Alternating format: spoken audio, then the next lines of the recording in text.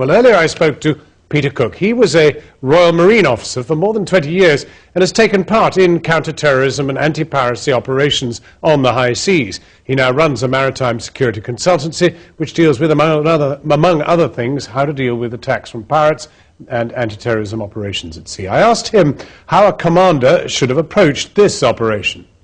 He would have very limited resources to get on board. He would therefore want to concentrate the force on the deck as quickly as possible and then take control of the ship.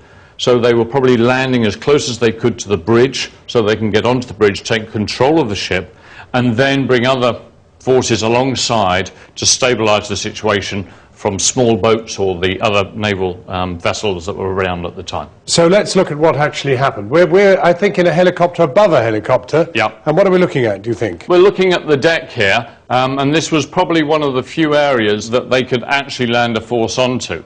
The bridge is a wee bit back here, up forward there. Let's look at what happens when they land then. Here they are coming down the rope. Now what's happened here? Well, what's happened here is the party here have dragged the rope away.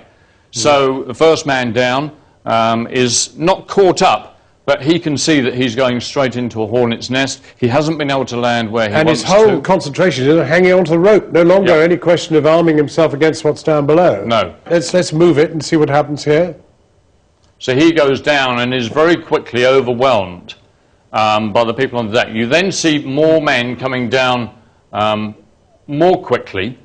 But again, they're being overwhelmed extremely quickly. Now, what is this guy? What has he got here? What is this thing? It doesn't look like any other Israeli weapon that I can find. It looks more like a paint gun. Now, that could be because they wanted to scare and stun the people on board. A paint gun would be throwing out little balloons of paint which would splat onto the victim. Yes, it's a pellet of paint. It would effectively, it would sting very much, but it would shock the individual, wouldn't harm them long term, and would allow these guys to gain the initiative so that they could gain control of the ship. Well, I mean, you're an erstwhile Royal Marine. Is this the sort of equipment you'd go onto a vessel like this with? I wouldn't want to. No. Right, let's move on to the next one. Okay, now what's going on here? You can see the main part of his upper body, upper torso, is protected by a life jacket, which would prevent the paint rounds getting through and hurting him. And his face is covered by a respirator mask so that he can see what's happening, but if the paintball hits him, he's still going to be able to operate and won't be distracted.